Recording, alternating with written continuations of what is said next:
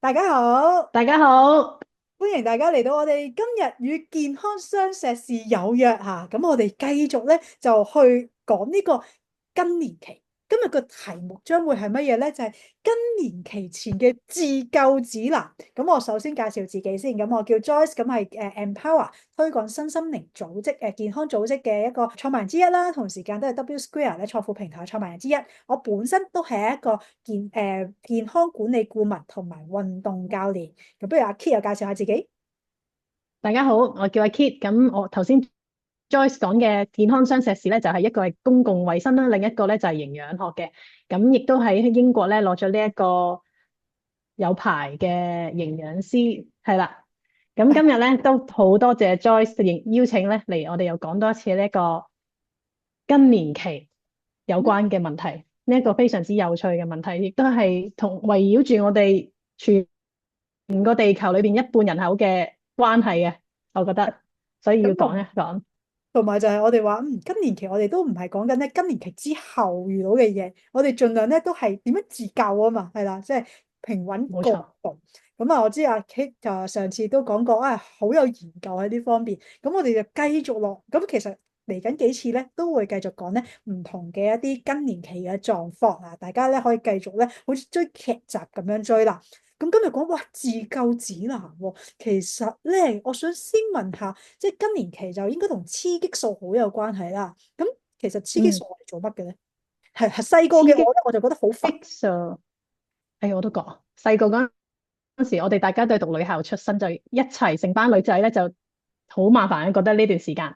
咁但係原來雌激素咧係一個潤膚劑、嫩膚劑嚟嘅喎。咩叫嫩膚劑咧？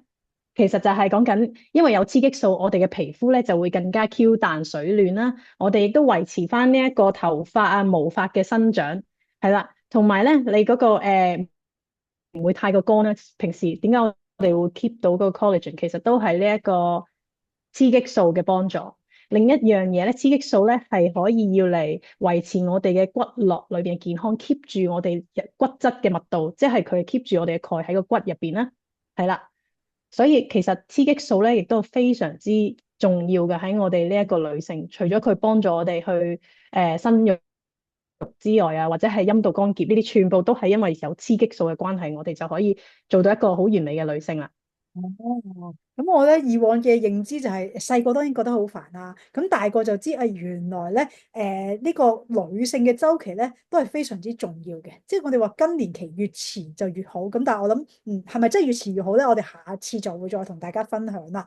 咁啊好多好啊。嘅作用。咁頭先講咧，咁我想問下，咁雌激素幾時開始分泌會少啲？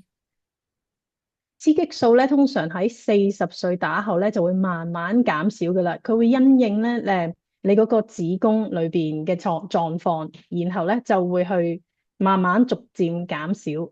咁逐漸減少嘅問題咧，就會令到你會發現開始甩頭髮啦，或者係皮膚好乾啦，或者係你會有冇咗記性啊。呢一啲情況都會發生。呢個咧，大家都未會聯繫到呢一個更年期嘅，但係你會覺得啊，可能我年紀大啦，所以我唔記得嘢，學嘢慢咗啊，咁樣樣，啲跟腱又緊緊地啊，咁樣樣，係啦。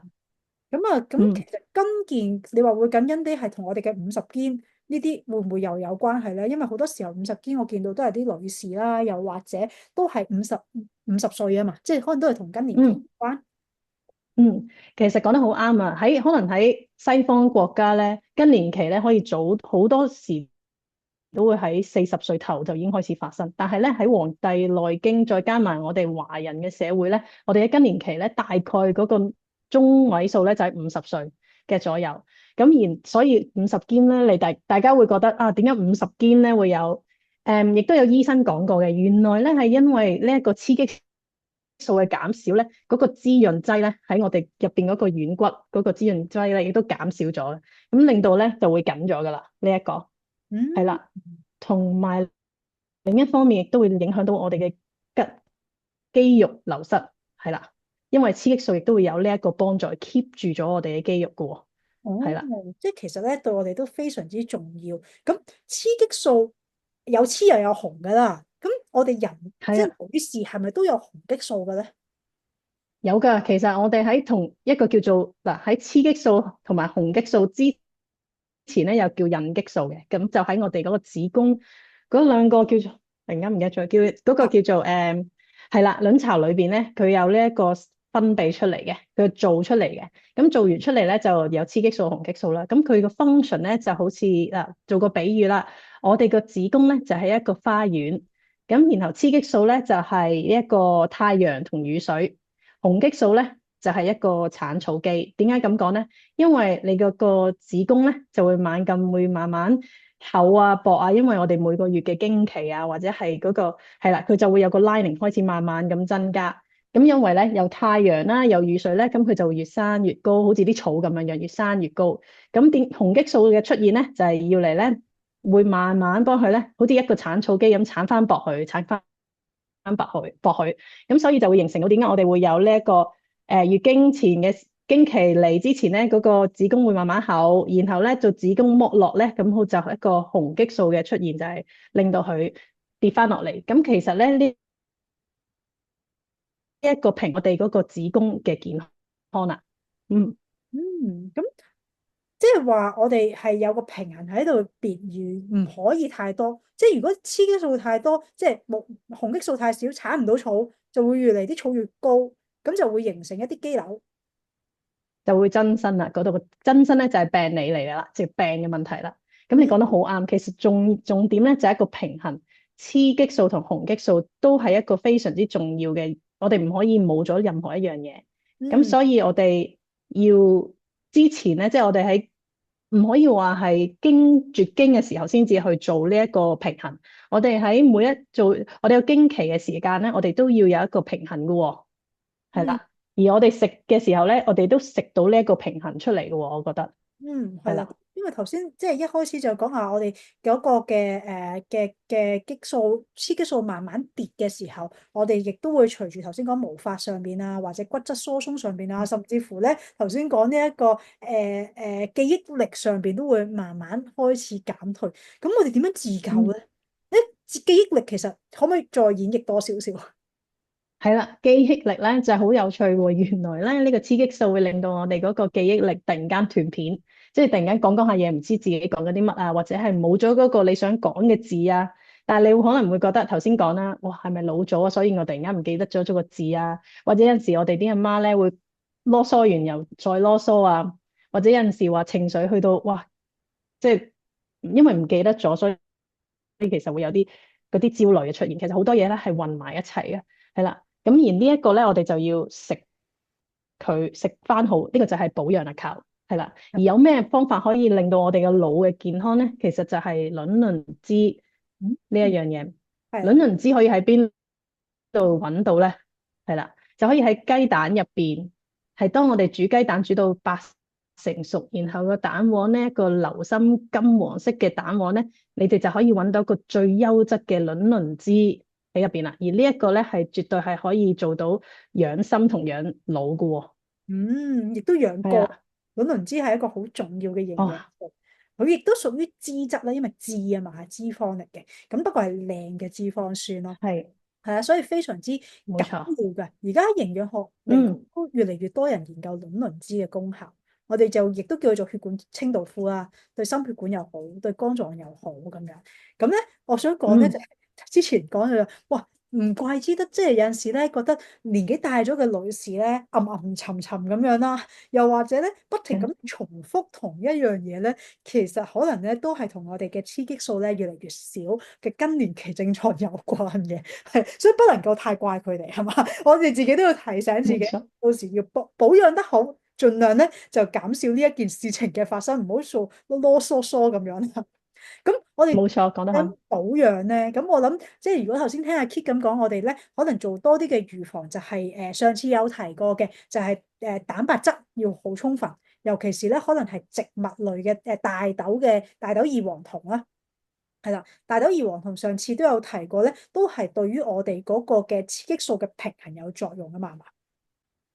冇錯，大豆異黃酮咧，其實就係一個植物雌激素，咁佢同呢一個女性荷爾蒙、女性雌激素咧係完全兩樣嘢嚟嘅。因為咧佢唔係一個單向，佢係要嚟做咩嘅咧？佢係可以幫佢做一個 balance 嘅喎，即係當你嘅女性荷爾蒙減低咧，佢就會增加。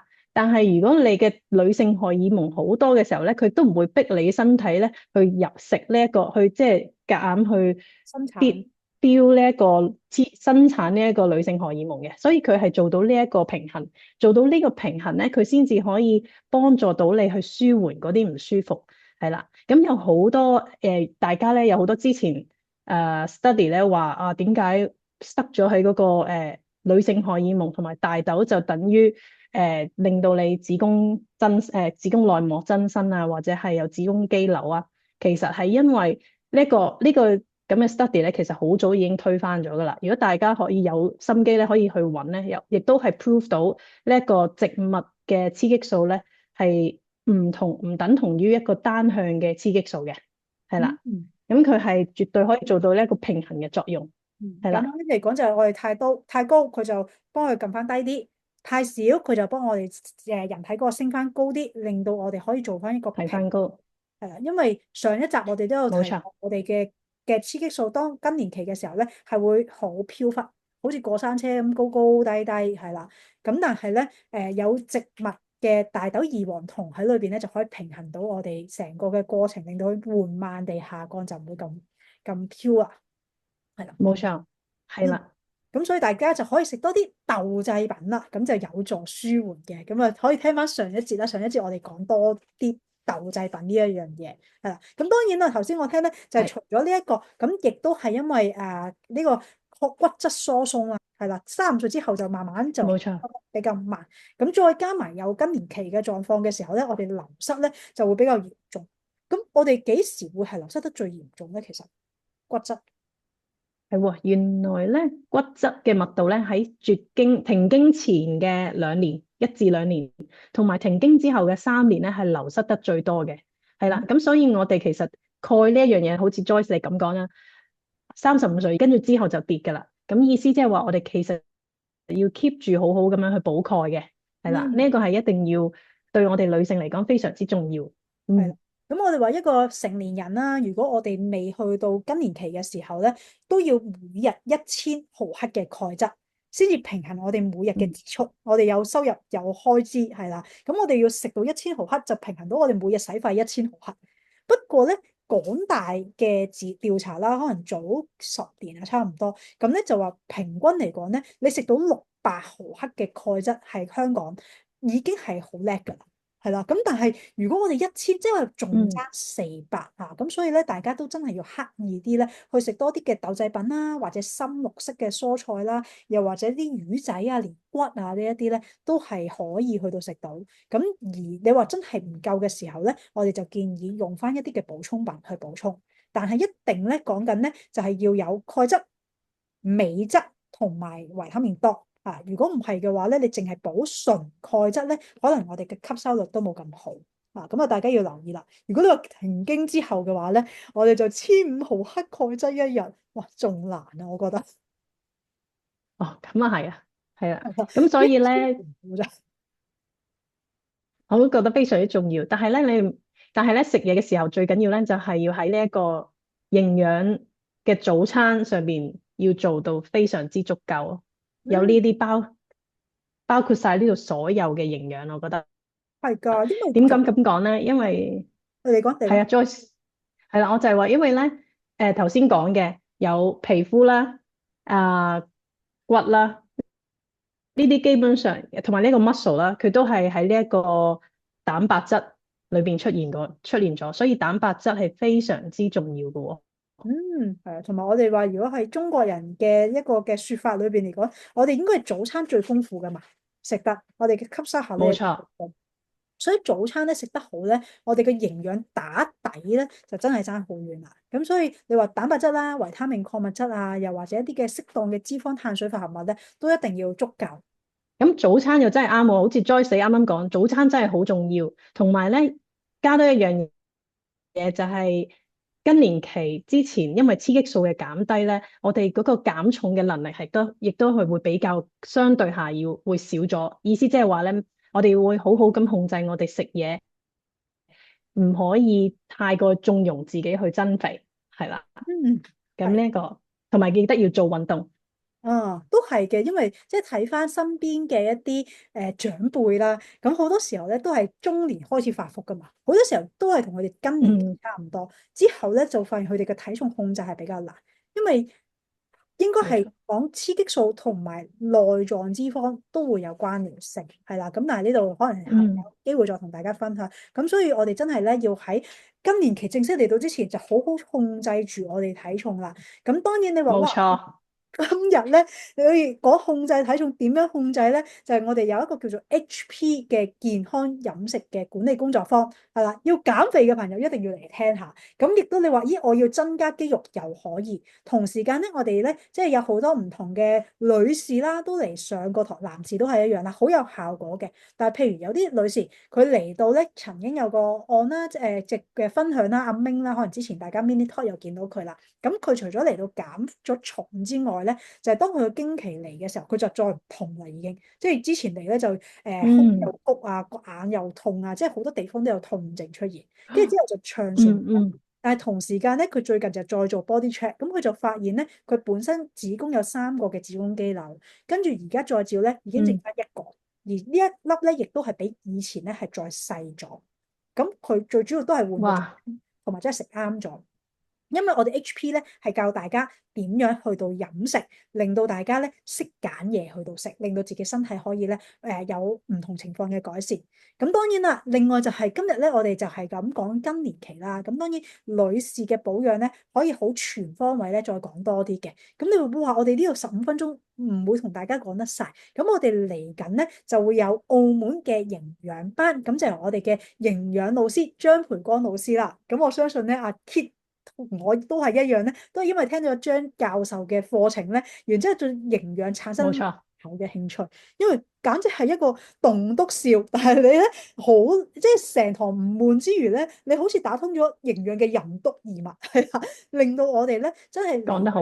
係好多。咁所以嚟緊今次嘅營養班啦，大家會見到個日子啦。咁啊，我哋講緊咧就會係講女士營養嚇，亦都會講點樣懷孕啦，同埋小朋友嘅營養。咁啊，嗯啲有女士嗯，嘅大家，甚至乎你話另一半或者有阿媽嘅呢啲都好咧，鼓勵大家咧嚟去聽下，咁令到自己咧維持健康，或者幫到屋企人咧了解佢哋點解多啲啊，究竟呢啲問題同佢哋健康有啲咩關聯咧？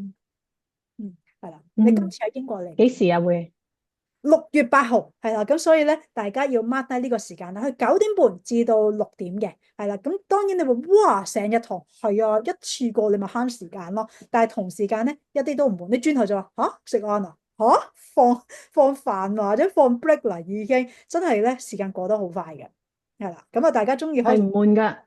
係真係唔悶嘅，係啦，係真係要去，真係要去，好難 book 㗎，大係啊，家一定要去。我哋通常就係嗰朝咧就一齊坐車或者坐船咧就過大海咁樣，然之後通常都係即日來回嘅。咁你中意你咪自己早一日去咯，咁咪晏啲起身都得咯。冇錯。你下次可能好，咧要就翻阿張生嘅課咧翻嚟香港。我都覺好有價值啊！佢嘅課真係好有價值。我可以講話，就算我讀完呢一個 master 咧，我都會覺得我喺張生學到嘅嘢咧係更加到地同埋更加貼啊。係啦。嗯，係啦，嗯好啦，嗯，咁我哋下次就再同大家講下其他更年期嘅迷思啦。OK，好啊，拜拜拜。拜。